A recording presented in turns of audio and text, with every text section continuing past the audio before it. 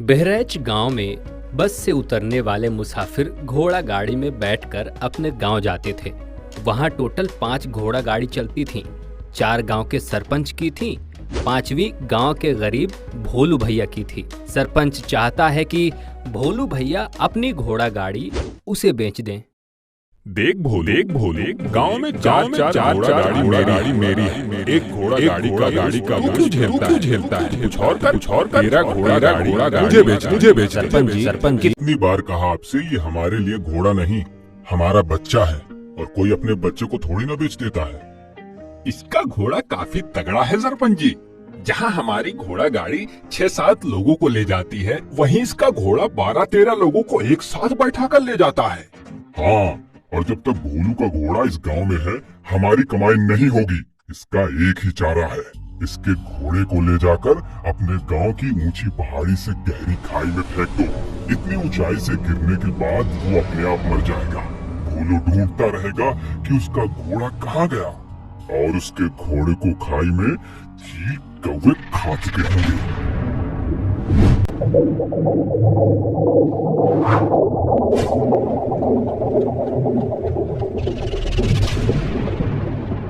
ये किया हमने कुछ काम, अब घोड़े की हड्डी पसली का चूरमा बन गया होगा। दूसरे दिन भोलू भैया अपने घोड़े को ना पाकर बहुत ढूंढता है और आसपास वालों से पूछता है, अरे कल्लू भैया, आपने हमारे घोड़े को कहीं देखा?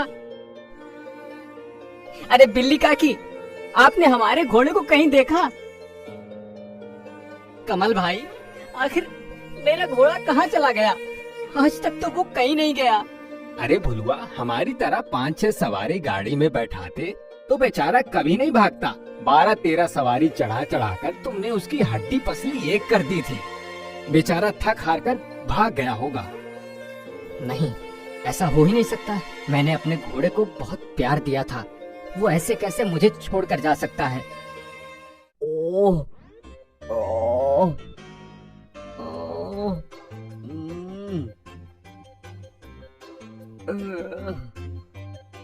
हाँ, मैं तुम्हें खाऊंगा। खा जाओ। मैंने तुम्हारे लिए क्या किया है? मैंने जिन इंसानों के लिए किया वो मेरे नहीं हुए, तो तुम तो पराये हो। मैं समझा नहीं। कुछ इंसानों ने मेरा मुंह बांधकर मुझे इस गहरी खाई में फेंक दिया, पर शायद मेरी किस्मत अच्छी थी कि मैं बच गया, या शायद तुम्हें ताजा मांस खाने को मिले इसीलिए मैं बच गया। मैं तो किसी को भी खा सकता हूँ, पर अभी मेरा पेट भरा हुआ है। लेकिन मेरी बिरादरी के लोग तुम्हें छोड़ेंगे नहीं। एक काम करो, यहाँ से भाग जाओ। भागना तो दूर, मैं इस जगह से हिल भी नहीं सकता। इस मामले में मैं तुम्हारी मदद कर सकता हूँ। एक बार कुमकुम ऋषि को गर्मी से बचाने के लिए मैंने अपने पंख से पूरे दिन उन्हें हवा दी थी। तब उन्होंने खुश होकर मुझे आशीर्वाद दिया था कि मैं जिसे चाहूँ एक बार अपने पंख दान कर सकता हूँ। मैं ये पंख तुम्हें दान करता हूँ। तुम उड़ते हुए अपने मालिक के पास पहुँच जाओगे। लेकिन फिर तुम? कुछ देर में मुझे दूसरे पंख आ जाएंगे। तुम पंख फड़फड़ाओ और अपने घर पहुंच जाओ।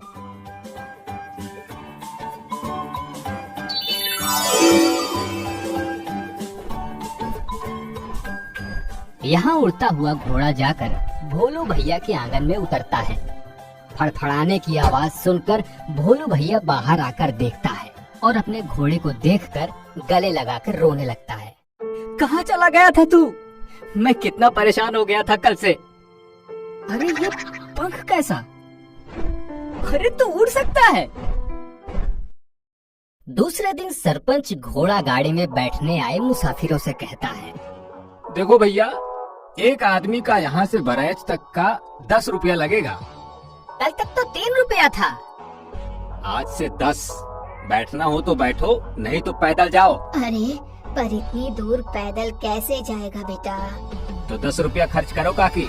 हाँ भाई, बहराइच 2 रुपया, 2 रुपया, बहराइच 2 रुपया। अरे ये तो अपना भोलू है, भाई, 2 रुपया में ले जा रहा है। ऐसा कैसे हो सकता है? इसे तो हमने फेंक दिया था, इसका बचना मुश्किल था, बच कैसे गया? अरे ये क्या? ये तो उड़ रहा है। कमाल है, एक तो बच गया, ऊपर से उड़ रहा है। कहीं ये मरकर भूत तो नहीं बन गया? अबे चुप, भूत भूत कुछ नहीं, ये जरूर भोलू की कोई नई चाल होगी। मगर उन्हें उसमें भोलू की चाल समझ में नहीं आती, पर अपनी होती रोज की कमाई का नुकसान जरूर समझ में आता है। एक बार फिर सरपंच खुंदक खा जाता है। यार ये भोलू का घोड़ा रोज सारे मुसाफिरों को एक ही बार में पलक झपकते ही उड़ा ले जाता है और हमारी घोड़ा गाड़ी उसी जगह खड़ी रह जाती है। हाँ सरपंच जी, रोज शाम को हमें खाली हाथ लौटना पड़ता है। उस रात गलती कर दी थी इसे जिंदा फेंककर, अब की बार इसे जान से मारकर फेंकेंगे, बचने का सवाल ही नहीं। और वो रात को एक बार फिर घोड़े को फेंकने के लिए उसका मुंह बांधने उसके पास पहुंचते हैं, पर इस बार घोड़ा उन्हें ही अपने पंख में फंसाकर खाई की ओर उड़ जाता है। ये देख सरपंच और उसका आदमी घबराकर चीखने लगते हैं। अरे ये तो खाई की ओर जा रहा है। सरपंच जी मुझे बचाओ, आपके चक्कर में लगता है आज मैं मारा जाऊंगा। बाप रे, कहीं इसकी जगह हम गिर गए होते तो। गिर गए होते तो क्या सरपंच जी, लगता है ये हमें खाई में गिराने के लिए ही लेकर आया है। हे घोड़े भैया, मेरे बेटे, मेरे बच्चे, मेरे बाप, हमें माफ कर दो बेटा। आज के बाद ना तुम्हें सताएंगे ना भोलू भैया को। आज से हमारी सारी घोड़ा गाड़ी भी हम भोलू को दे देंगे। हम कुछ और करेंगे, पर हमें माफ कर दो बेटा, माफ कर दो बेटा, माफ कर दो। अरे फिर कहाँ चला गया था तू? माफ कर दे भोलुआ मुझे, इससे पहले भी हमने ही तुम्हारे घोड़े को खाई में फेंक दिया था। आज भी फेंकना चाहते थे पर हमें उसकी सजा मिल गई है। मुझे माफ कर दे भोलुआ, मुझे माफ कर दे। आज के बाद मेरी भी सारी घोड़ा गाड़ी तुम्हारी। मुझे माफ कर दे भोलुआ। घंघरा जंगल में रहने वाले बंदर की ख्याति पूरे जंगल में फैली हुई है। छोटे जानवर को ऊंचे पेड़ पर से फल खाना हो तो वो उसके लिए फल तोड़ लाता है। किसी को अपने बच्चों की बोरियत दूर करनी हो तो वो डांस करके उसका मनोरंजन कर देता है। उसकी वाहवाही सुन सुनकर जंगल के राजा को जलन होती है। यार सियार, मैं जंगल का राजा हूँ, फिर भी मेरी कोई वाहवाही नहीं करता, और इस अदरे से बंदर का इतना नाम। शेर राज सभी उसकी वाह वाह करते हैं। उसकी तारीफ कर कर के उसे बेवकूफ बनाकर अपना काम करवाते हैं और अपनी तारीफ के चक्कर में वो सबके काम भी करता रहता है। बेवकूफ कहीं का। तब तो मैं भी उसका फायदा उठा सकता हूँ। कैसे? मैं कुछ दिनों के लिए उसे अपनी गुफा में रख लेता हूँ और उससे कहूँगा कि अपने दोस्तों से कहे कि वो शेर राज की सेवा में है। उससे क्या होगा? मेरे कहने पर वो जानवरों से कहेगा शेर नॉनवेज खाते हैं, मेरे खाने का प्रॉब्लम हो जाता है, तुम लोग मेरे लिए खाना लेकर आओ। और जब उसके दोस्त उसके लिए खाना लेकर मेरी गुफा में आएंगे तो मैं उस जानवर को मारकर खा जाऊंगा। इस बात का पता न बंदर को चलने देना है और न जंगल के बाकी जानवरों को। दूसरे दिन शेर बंदर को अपनी गुफा में बुलाता है और अपनी बीमारी का बहाना करके उसकी तारीफ करके उसे बेवकूफ बनाकर अपनी सेवा के लिए राजी कर लेता है। बंदर गुफा से आकर बाकी जानवरों से मिलता है तो सभी सरप्राइज हो जाते हैं। वाह यार, तुम तो बहुत लकी हो, शेर की गुफा देखा है अंदर से, वो भी शेर के अंदर रहते। अरे तुम लोग भी गुफा देख सकते हो, वो भी शेर के अंदर रहते। और दूसरे दिन जिराफ बंदर के लिए खाना लेकर आता है तो उसे देखते ही शेर के मुंह में पानी आ जाता है। सियार चुपके से कहता है, शेर राज देख रहे हो कितना बड़ा है जिराफ। 2 दिन के खाने का बंदोबस्त हो गया है, कर लो शिकार इसका। नहीं, अगर आज इसे मार दिया तो कल से कोई भी जानवर यहाँ नहीं आएगा। आज इसे जाने देंगे तो बाकी जानवरों का कॉन्फिडेंस बढ़ जाएगा।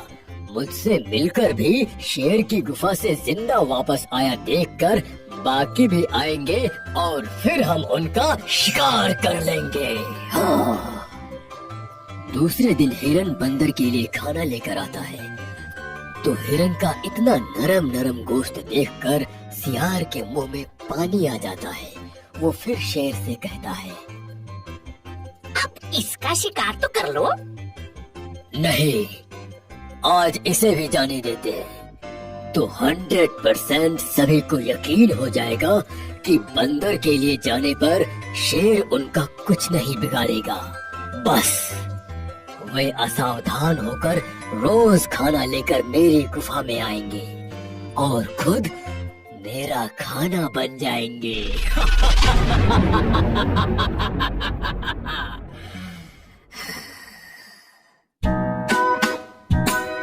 क्या बात कर रहे हो जिराफ काका?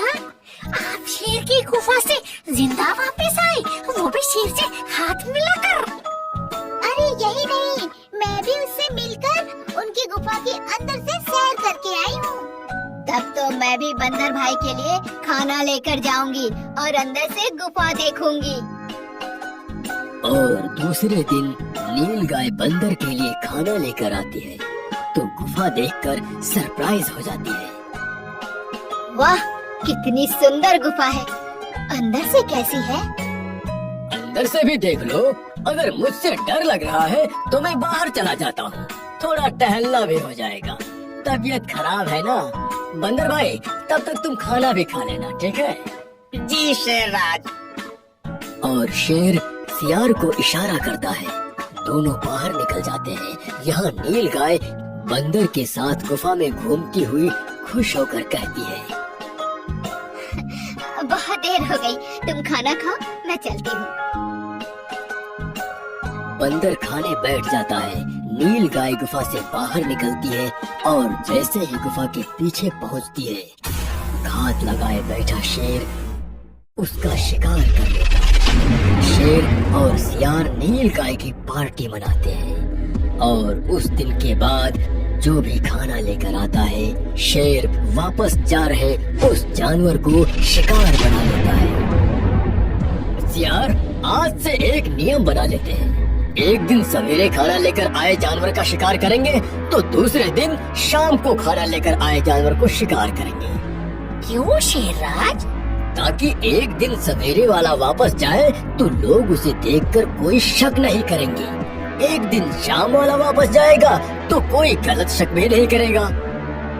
इस तरह एक दिन सवेरे तो एक दिन शाम को शिकार करके शेर और उसका चमचा सियार खुशी से अपने दिन बिताते हैं। एक दिन जिराफ आकर बंदर को खाना देकर चला जाता है। उसके जाते ही बंदर सोचता है, इतने दिनों से मैं गुफा में हूँ, जिराफ काका से ये तो पूछ लूं, जंगल में सब कैसा चल रहा है।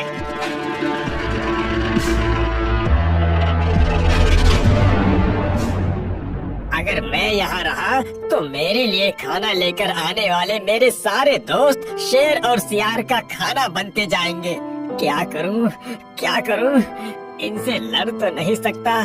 चुपचाप यहाँ से निकल जाता हूँ और अपने दोस्तों को बता दूंगा कि आगे से मेरे लिए खाना लेकर कोई भी शेर की गुफा में ना जाए।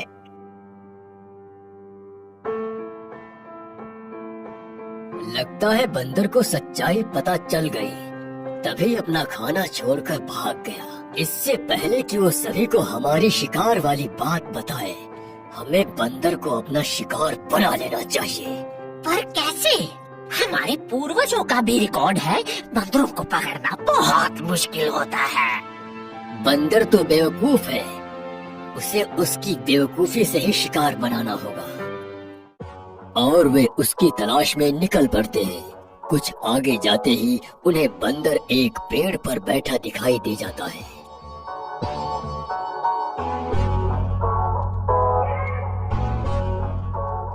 अरे बंदर भाई, तुम बिना बताए क्यों चले आए? मैं परेशान हो रहा था। हाँ? अगर इसे सच्चाई बताई तो ये गुस्सा हो जाएगा और कुछ भी कर सकता है। इसे प्यार से टरका देता हूँ। वो बहुत दिनों से इस पेड़ पर नहीं बैठा ना, तो इच्छा हो गई। आप तो जानते हैं, पेड़ों पर कूदे बगैर हम बंदर रह नहीं सकते। यही तो आज मैं तुमसे कहने वाला था बंदर भाई। काश मेरी गुफा के अंदर पेड़ होता, तो तुम्हें पेड़ पर चढ़ता देख मैं भी पेड़ पर चढ़ना सीख जाता। हमारी बिल्ली मौसी ने हमें सब कुछ सिखाया, बस पेड़ पर चढ़ना नहीं सिखाया। तुम तो सिखा सकते हो कि कैसे पेड़ पर चढ़ते हैं। तो आज से तुम मेरे गुरु, और आज से हर गुरु पूर्णिमा के दिन मैं तुम्हारी पूजा करूंगा। ऐसी बात है तो लो, मैं अभी आपको पेड़ पर चढ़ना सिखा देता हूँ। ध्यान से सीखो कैसे पेड़ पर चढ़ते हैं। पहले आगे के हाथ से पेड़ को पकड़ लो, फिर पीछे के पैर से खुद को थोड़ा ऊपर की तरफ पुश करो, फिर अपने आगे के दोनों पैर थोड़ा ऊपर करो, फिर पीछे के दोनों पैर से खुद को पुशअप करके आगे बैठो, फिर आगे के दोनों पैर को ऊपर की ओर करो। ऐसे। थ्योरी समझ गया, पर प्रैक्टिकल तो करके दिखाओ गुरुजी। देखो, ऐसे पहले दोनों हाथों से पेड़ को पकड़ो, फिर पीछे के दोनों पैरों से खुद को पुशअप करो। अरे गुरु दक्षिणा नहीं लोगे गुरुजी? दक्षिणा में मैं तुम्हें मेरे पेट में जाने का मौका देता हूँ। मैं तुम्हें खा जाऊंगा। जानवर समझेंगे तुम अभी भी मेरी गुफा में हो, और रोज तुम्हारे लिए खाना लेकर आएंगे, और रोज मैं आराम से गुफा में बैठे बैठे अपना खाना खाऊंगा। और सचमुच जंगल के जानवरों को पता नहीं चलता है कि बंदर अब नहीं रहा। बेवकूफ बंदर अपनी बेवकूफी की वजह से मरते मरते भी चालाक शेर के लिए उसके डेली खाने का बंदोबस्त कर जाता है।